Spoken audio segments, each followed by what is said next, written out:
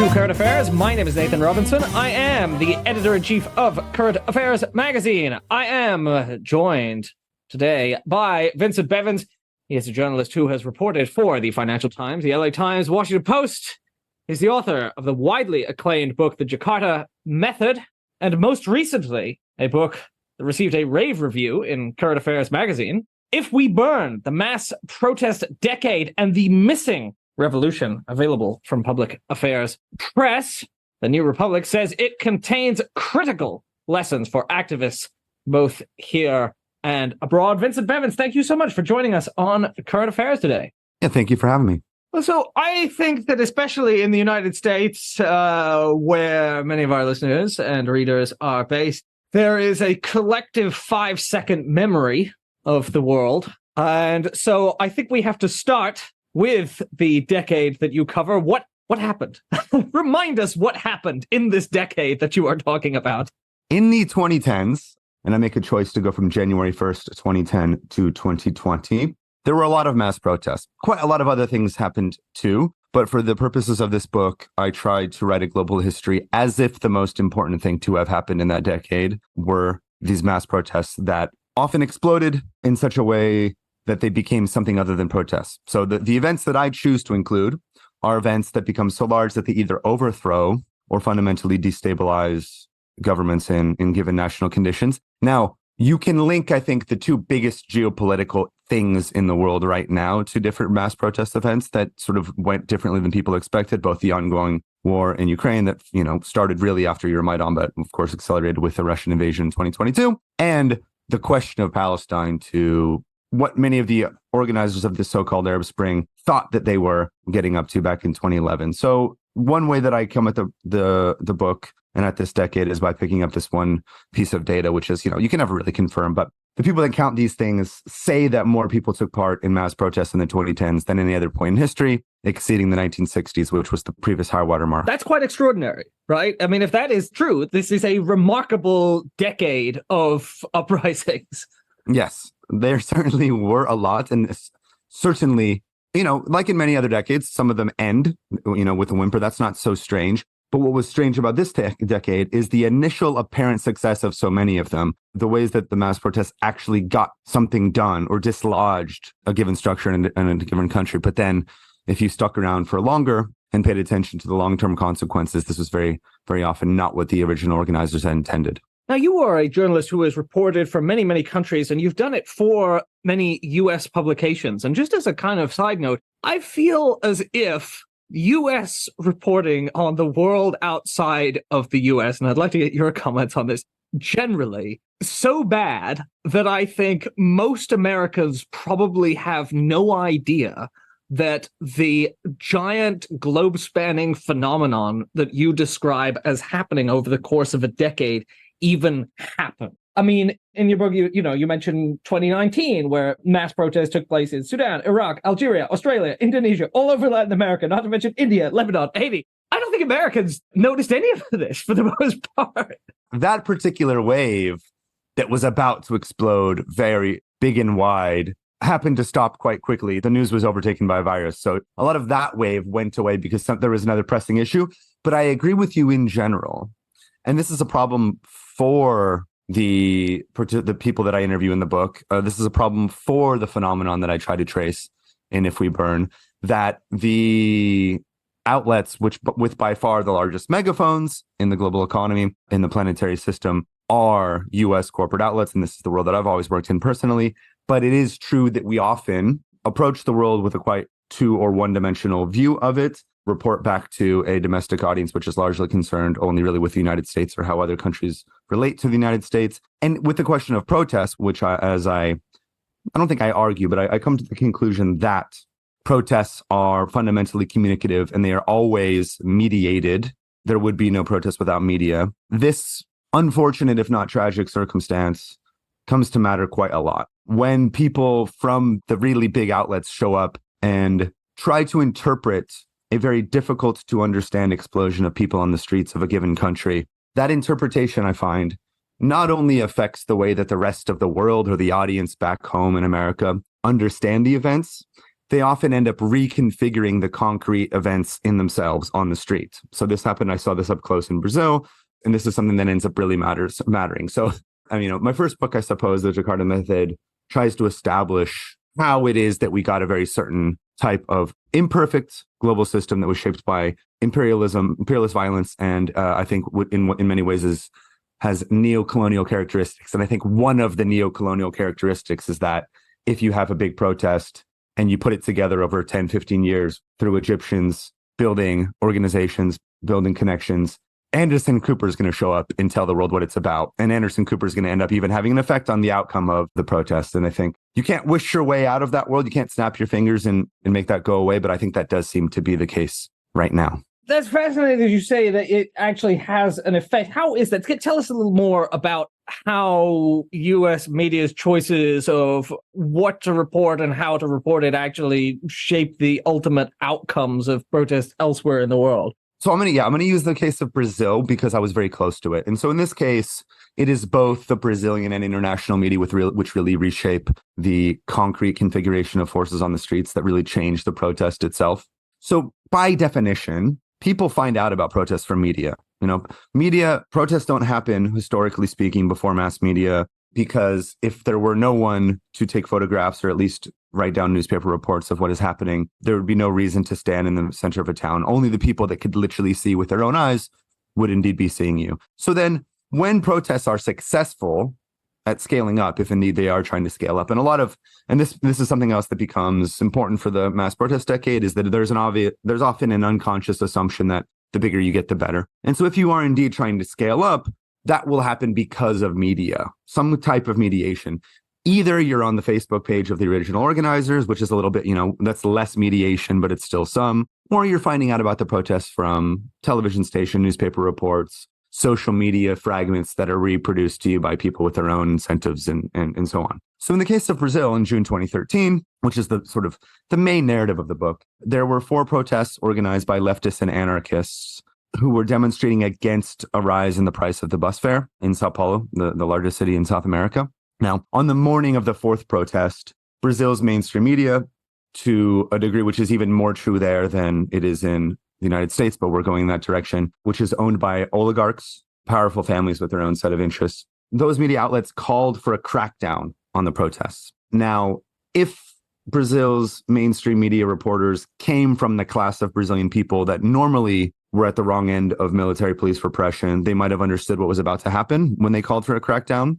But what did happen was a shocking, brutal, violent crackdown, which caused the country, and the country, that should be in quotation marks because the country is always a concrete configuration of people, but it caused the country, in quotation marks, and certainly these mainstream media outlets to change their idea of what the protests were. Those very same outlets that had called for a crackdown on the morning of June 13th were saying on the night of June 13th, the crackdown was horrible. And the same outlets that were saying, this is a group of punks and anarchists that would need to be cleared off the streets, switched immediately to saying, this is an uprising in defense of the right to rise up in defense of things. So they were changing their story. They knew that they were now for the protests, but when supplying the reasons for why the protests were good in this 10, 5, 1 minute process where you could even watch the clips of some of the commentators on TV changing their story on the fly, they were not going to supply the same reasons for the protests being good as the original anarchists and the original leftists. The original anarchists and leftists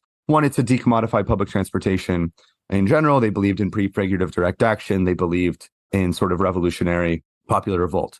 So on January 17th, the next really, really big protest, a huge amount of people that come to the streets because of what they heard about the protest from mainstream center-right television stations. And these new arrivals are visibly different. I mean, it starts very strange. I mean, I see this up close, but the new arrivals are visibly different than the people that were there just 4 days ago. And at first they enter into verbal conflict, but ultimately they enter violent conflict with the new arrivals, far more conservative, ultimately winning and actually expelling the original leftists and anarchists from the streets. And you can never imagine that happening if the new people did not come into the streets because of what they heard the protests were about from the media. You could watch this happen from hour to hour. After the 17th ended, the first big protest with the yellow and green clad, more conservative participants, you start to doubt your own memory. But I remember only seeing a few of them.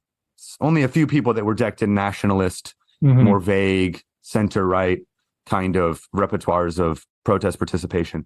But when I got home on TV, on the mainstream media, those were all the images that had been selected. So then everyone went to bed that night thinking, if they watched TV, that, it's mostly a group of people that are wearing the Brazilian flag colors. And then the next day it really was. So you could see this cycle of like this strange positive or negative feedback loop happening in real time if you were actually going out every hour like I was. Now, this is fascinating. Now, I think, for those who are unfamiliar with Brazilian politics, you'll have to explain why the media would have changed, why all of a sudden the opportunistic support of the protest would become something that they would choose to do. Yeah, so the Workers' Party, whose most prominent figure is Lula, the former union organizer who was a wildly popular president from 2003 to 2010, was in power again. Dilma Rousseff, Brazil's first woman president, a former Marxist guerrilla, but who governed from the center left like Lula did, was in power. And so the initial response to these protests was, as I said, these are punks and anarchists shutting down the streets. They have no right to do so. The mayor of Sao Paulo, Fernando Haddad, who's now the Minister of Finance in Brazil, also from the Workers' Party, had actually campaigned on the promise to rise the bus fare. So sort of, responsible establishment opinion was these kids have no right to shut down the city. They're troublemakers. They need to get out of the streets. Now, I don't think they planned on changing the narrative, but when the crackdown really, really shocked society, and this is the moment when you start to get another dynamic, which is quite important to the decade, or at least to my book's retelling of it. You get people starting to interpret the thing on the street as if it is like another protest that they've seen on television that looks similar. So foreign correspondents who are even more clueless than I am come and say, oh, well, this is the Brazilian Spring. Everything's the something spring after. Everything's the something spring, which is, okay, on the one hand, there's a lot of people on the streets and there's a police crackdown. Yeah. And the images are kind of vaguely similar. But in all of the countries in the so-called Arab Spring, you had a dictator who'd been in power for several decades, whereas Dilma Rousseff has like 70% approval rating. So people start to flip their idea of what's going on because the crackdown is so undeniably horrible. It hits, and this is quite important, it hits journalists like me and my friends. And so when they try to supply reasons for why this is a good thing rather than a bad thing, there are options available which are compatible with their deep ideological commitments. And this is something I think that happens when in these moments where you have like 30 seconds to try to understand something. You reach for what's already in your ideological toolbox. Yeah. And so what they reached for was like, oh, the Workers' Party is corrupt. The Workers' Party is taking us down the path towards Venezuelization. The Workers' Party, so you could make this about whatever you wanted it to. And some people showed up with new, more left-leaning reasons for the protest. But the people that came with more right-leaning or even groups that were funded by the Koch brothers or US-based libertarian think tanks, they ultimately won the battle for the meaning of what was happening in the streets. They found an opportunity to push a narrative that fit with both the situation and their pre-existing ideological commitments. And I think everyone basically agrees that they won the ultimate battle to re-signify the street explosion. Well, and then Brazil ended up with Bolsonaro.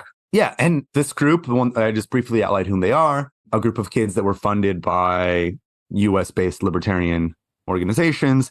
They intentionally tried to copy the original anarchist group. They picked a name which was intentionally similar. They often indeed did trick people into believing that they were also sort of a grassroots, youth-led, cool, digital. Because back then, if, people may forget, because I find it hard to believe that back then, back in 2010, 11, 12, 13, anything that happened because of the internet was necessarily good and progressive. Now we tend to think the opposite, but they succeeded in selling themselves to the Brazilian people as what the original anarchists and leftists really were. And this group, the MBL, the Movimento Brasil Livre, not only helps Bolsonaro get elected, they get elected themselves in the same vote in 2018 that puts him into power. You're listening to the Current Affairs podcast from Current Affairs magazine in New Orleans, Louisiana. Current Affairs is a registered 501c3 non-profit organization, and we depend entirely on reader subscriptions and donations.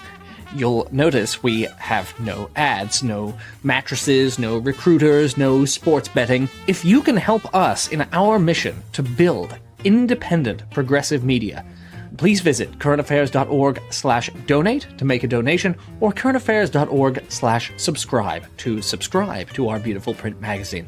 Thank you so much for supporting our work. Now, back to the program.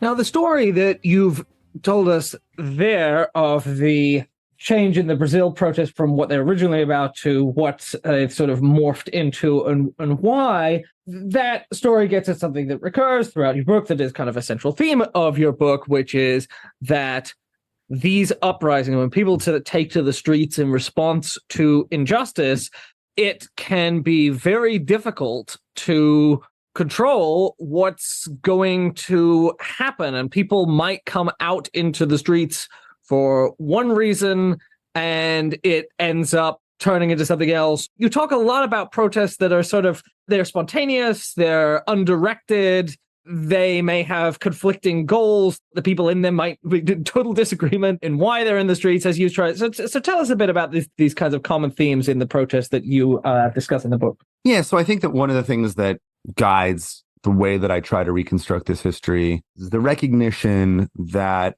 humans, when responding to injustice, have many, many possible theoretical ways to respond to injustice, to government abuse, to elites who are stepping on them or doing something wrong. But in general, you see certain repertoires, you see certain types of responses emerge historically, you see them become hegemonic, if not even indeed appearing natural.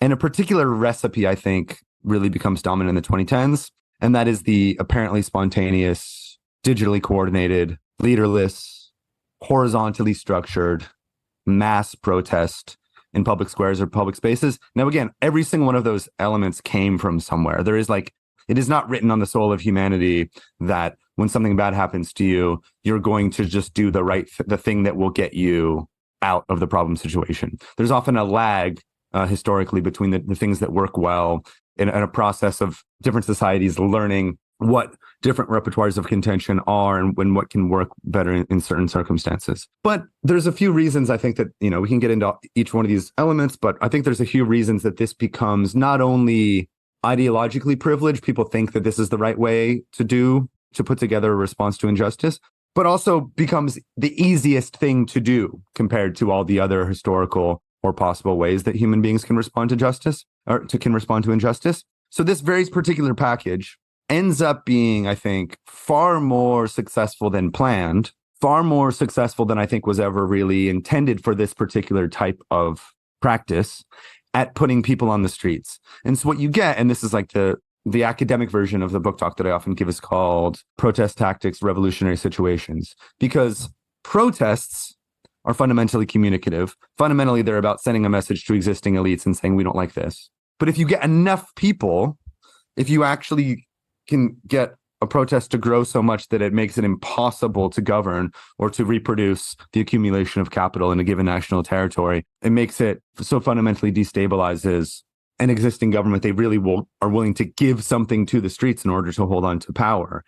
Now, in that situation, in this strange and unexpected set of opportunities, a protest, and especially this particular type of protest, is poorly constituted for taking advantage of it. So a protest can't enter a power vacuum and become a new government, especially if, as you say, everybody disagrees on what a new government should look like. And indeed, they're often ideologically committed to never acting as a vanguard in relationship to the people on the streets. And then in less severe cases, so you get this in Brazil in Gezi Park, you get the government really like, okay, I'll give it to you. What do you want? I support something about what you are. Yeah. What can I give you so that you win and I can be the type of president that concedes demands elaborated by the people? But a protest, especially one of this very particular type, often failed at even elaborating the set of demands, which would allow the leader to believe that if those demands were conceded, then the thing would end. Because you might get someone in some corner of the movement saying, like, here's our 10 demands or whatever. But there was no reason to believe that if you actually gave could give all of those 10 things, that would be the end of it. Just like the way that a union organization, a strike works. You can ask for, an 80-cent raise, or, Right. you can ask for a $10 raise, and then what you really are willing to accept is a $4 raise. They're only going to give you the $4 raise if they believe you'll go back to work afterwards. If there's no one that can say, oh, well, if we get the raise, then it's all good. Then the boss is going to say, well, like, who am I talking to? And so this is another tragically unexpected conundrum that was faced by many of the protest movements. Yeah, it's striking the difference between a union negotiation and the kinds of mass protests you're talking about. There's a bargaining committee, there's a deal on the table. The actions are very precisely coordinated in order to try and squeeze certain concessions out. Whereas, and I think probably many American listeners, as you were talking about these kinds of leaderlessness, this lack of demands, will think back to our own Occupy movement in, around 2010, where I went to some of those assemblies in Boston and New Haven, and they were all kind of debating, what do we want? They got the people into the streets in an incredibly impressive way, actually. Like, Occupy was shockingly, I was stunned by how well organized it was for being spontaneous, right? They built an entire little tent city. They ran the tent city. They had a little library. They had people cooking. They took care of the sanitation. It was stunning. But what they didn't have was, as you point out, the plan for the day after. And, you point out that a lot of these protests that took place, even more so than Occupy, they managed to create what you call the revolutionary situation, this moment where you could possibly take power or get some big concession, but then there isn't the means for doing that or the structure for doing that. Yes, precisely. I'm curious what you think, because Occupy, I was in Brazil. Brazil had a little Occupy. I feel like Occupy in the US, which was 2011 because it was a copy of Tahrir Square, I think that Occupy, tell me if you disagree, I think that Occupy was another one of those protest movements that went differently than expected. But in the case of Occupy, it worked out, right? Because my very broad reading, based on having followed it from very far away, is that Occupy did not succeed at shutting down Wall Street or becoming a proper mass protest movement of the type that Egypt had. But through the mediation and through the representation and the reproduction of the discourses that were coming out of Occupy, quite a lot of Americans heard things they had never heard before and thought, oh, that sounds kind of good. Yeah, it did lay the foundation for the emerging socialist movement. A lot of people, so it kind of incubated Bernie Sanders and all that. I think that's right. I think so. Even though it was planned, I mean, this is the very, very beginning as a copy of Tahrir Square, I think it was successful because it ended up just being, I wonder if I could use this term while also not in any way being disparaging of what it is, kind of media stunts, but like media stunts of the most valuable kind that get out a set of messages that regular Americans had not heard before. And then they all thought, oh, this is something that I want to get behind. That is a victory, I think, in the long term for Occupy, but precisely because it didn't actually shut down Manhattan or bring 20 million people in the streets, which would have been the sort of the reproduction of the Egyptian model. Yeah. But ultimately, to the extent that it's a success because what comes afterwards is actual political organizing, right? Which, I mean, one of the big points that I take from your book is that you've got to have some kind of theory. I mean, you even have the kind of implicit theory of a lot of mass protests, which seems to be like, okay, we're going to get a lot of people into the streets, then the media is going to cover it, then that's going to drive more people into the streets, and then something's going to happen, and then everything's going to change. Right, which is a deeply American, I think. I think this is something that we all believed kind of deep down. I mean, Coney 2012 was another one of these where... Oh, God, people are going to have forgotten that. You got to say what that was. But it was really fascinating because this guy from San Diego, that he knew about some bad thing that was happening in Africa, or he believed that he knew about some bad thing happening in Africa. And his entire project was to raise awareness about this bad thing in Africa with, I think this deep kind of American idea that there's a referee. If you can prove that a bad thing's happening, someone out there somewhere, of course, is going to emerge onto the stage of history and fix it. And in the case of the beginning of the so-called Arab Spring, you put on huge demonstrations, which did kind of convince in Tunisia and Egypt the leader that they had to go. Especially in Egypt, he tried to hold on, but the security forces defected to the street movement because the message was received.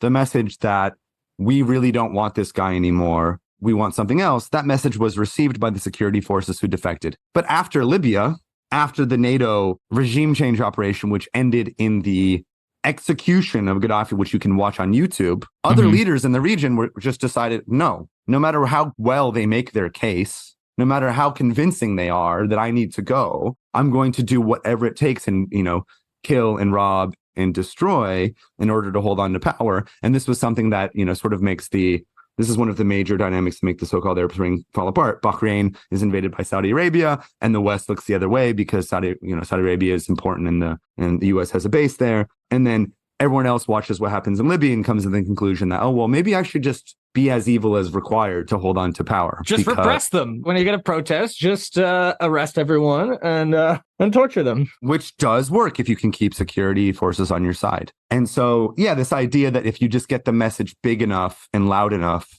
again, it's really built into the dynamic of a protest, which, as I always think I've already said a couple of times, I think is a fundamentally communicative action.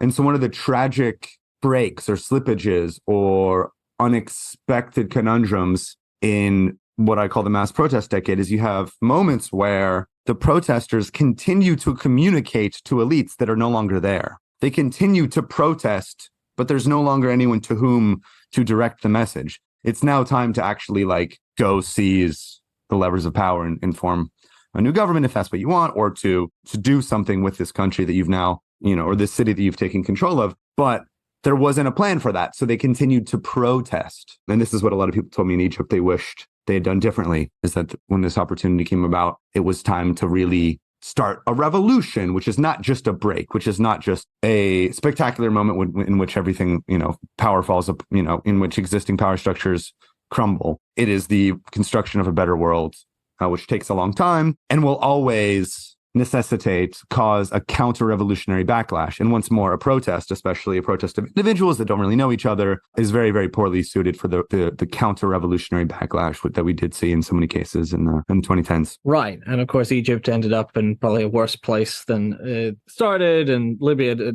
ended up in a worse place than started. And, you talked to people around the world who had taken part in these movements, obviously, who had at one point felt like the new world was opening up before them, and who lived to see a lot of their hopes crushed. And as you mentioned there, you were able to talk to them about their reflections on, the paths not taken. Obviously, a lot of people did not feel like, it was just inevitable. They learned lessons. So what were sort of common things that people told you about how they felt that these kinds of protests, what should have been done differently that we can learn for next time they arise? Yeah, well, so certainly in the context of the one dynamic that we have outlined here, that unexpected opportunity, the power vacuum that is created by a movement of people, which destabilizes or overthrows an existing government, when they look back on that opportunity, many people said, well, in retrospect,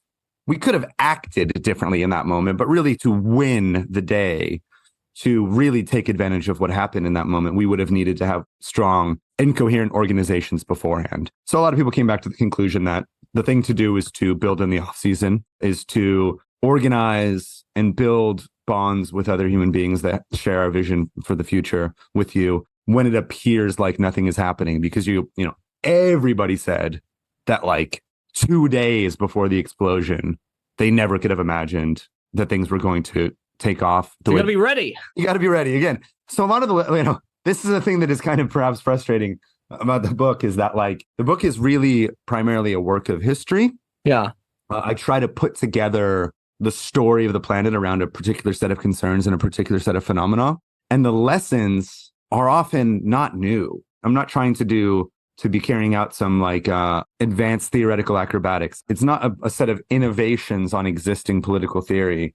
Often a lot of the lessons are things that are common sense, but hopefully laying out the history of the book allows people to see in practice where these old lessons came from and how they fit into the contemporary world, a world which is indeed structured by imperialist violence, US power, a very particular type of internet, which I argue in the book is not the only one that we could have gotten, but it's the one we have right now. So organize when it appears that nothing is happening is one of the lessons that many, many people came up with. Many people said, whether they were center left, centrist, Marxist Leninists, on the right, because again, I picked the protests in the book not based on my ideological affinity with them, just on how big they get. A lot of people said that they wished that they were less decentralized. They thought that decentralization was a good in and of itself.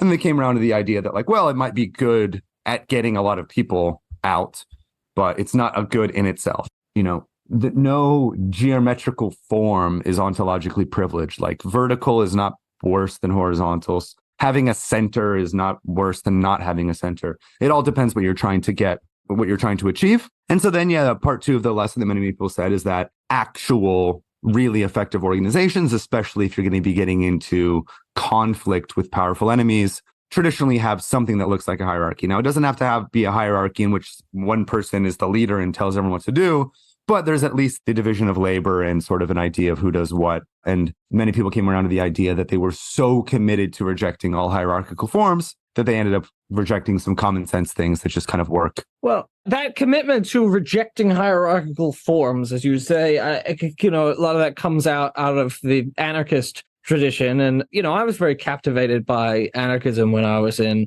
college, and in many ways I still do like a lot of the great anarchist thinkers, and some of that suspicion of hierarchy and of centralization comes out of observing authoritarian governments that claimed to be leftist. It comes out of thinking that, Bakunin might have been vindicated in his prediction that people will be beaten with a new stick called the people's stick, and the idea that the suspicion of what Marxism and Leninism could turn into. But one of the lessons I've learned as a leftist, I feel like, over the course of my political development is what I could call beware the anarchist overcorrection, which is the idea that because you can become authoritarian, that you shouldn't have any organization or any leadership or any representation at all. Right. I agree with the first part of what you said. I think that's an important part of the story that I try to tell, is that this instinctual suspicion of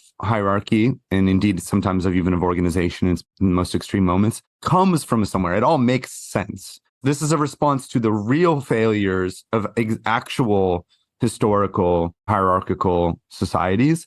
And it is a response to the real crisis of representation, which I think is endemic throughout the global system, starting in the late 20th century and in the early 21st century. I'm entirely sympathetic to where these ideological traditions came from. I think there's also, as I say in the book, an elective affinity with certain material forms that come up in the 2010s. I mean, it's just this kind of approach to especially mass protest also just becomes the easiest thing to do given the concrete decimation of real working class or left-wing organizations and just because of social media. But it all comes from somewhere real. And I don't think that even those who, like many of the interviewees in my book did, came around to a more robust appreciation for hierarchy and organization, they don't want to forget those original lessons that you can, of course, end up creating a hierarchy which is worse than the thing that you are trying to overthrow. You can, of course, end up with an organization with centralism but no democracy. On the way to trying to create a democratic centralist organization, it is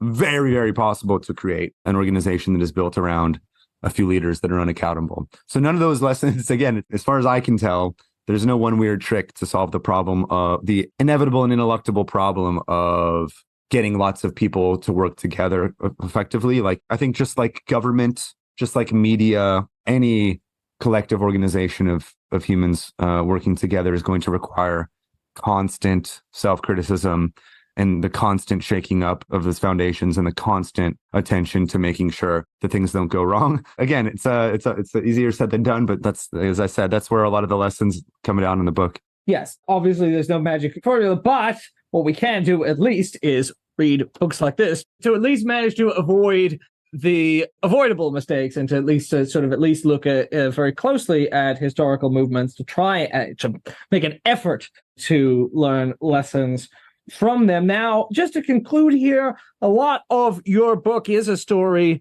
of crushed hopes, missing revolutions, people who, idealistic people who did incredible work and then ended up exiled or jailed, or, Brazil at least has a little bit of a happy ending in that Bolsonaro finally thrown out and Lula is back. So I did want to ask you, what good did come out of this decade of uprising? Can we take some small slivers of hope from what happened?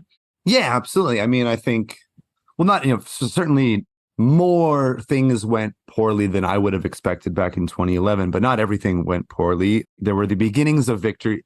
Arguably, they're the beginnings of victory in every case.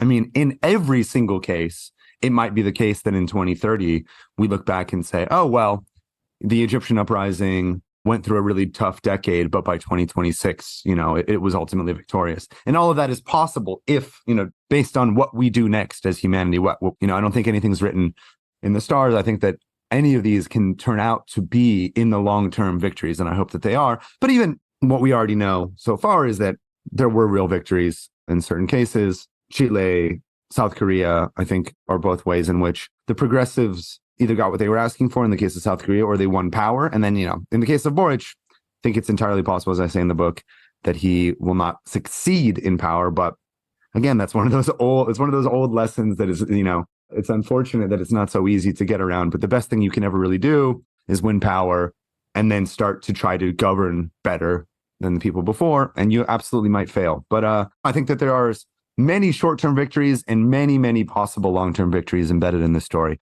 If I didn't believe the latter, I wouldn't have written the book in the first place. There'd be no reason to, if it was all over, there'd be no reason to get these people together and sit down with them and try to learn from what we all went through.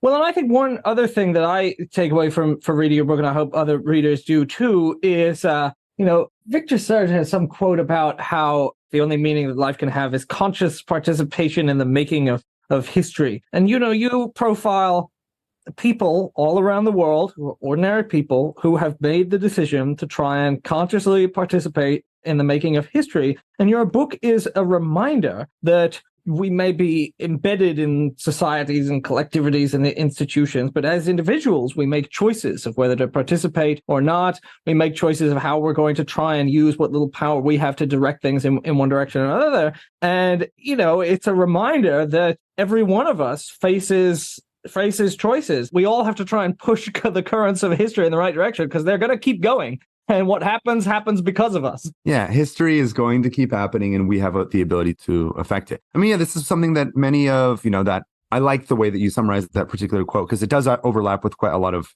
responses I heard from interviewees. These are people that are like some of the most decimated, some of the people who really saw either their friends killed or in prison, and they're now in exile. As a rule, they did not stop. They did not give up on the idea of political activism or the idea of trying to build a better world.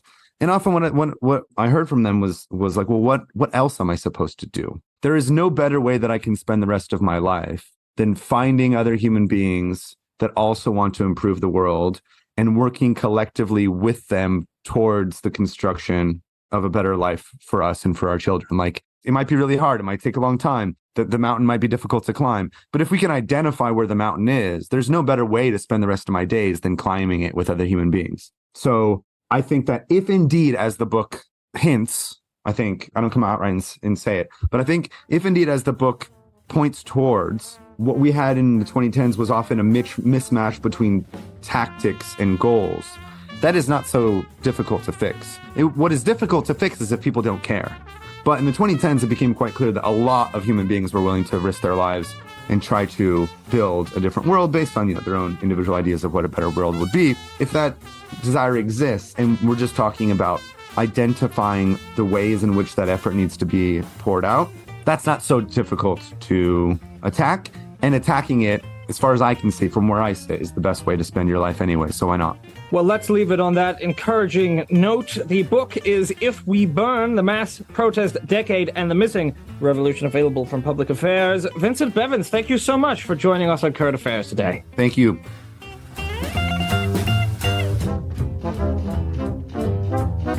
The Current Affairs Podcast is a product of Current Affairs Magazine. If you are not subscribed to Current Affairs Magazine, visit currentaffairs.org/subscribe today and get our glorious print edition. The Current Affairs Podcast is released regularly every week on patreon.com/currentaffairs. Thanks for listening.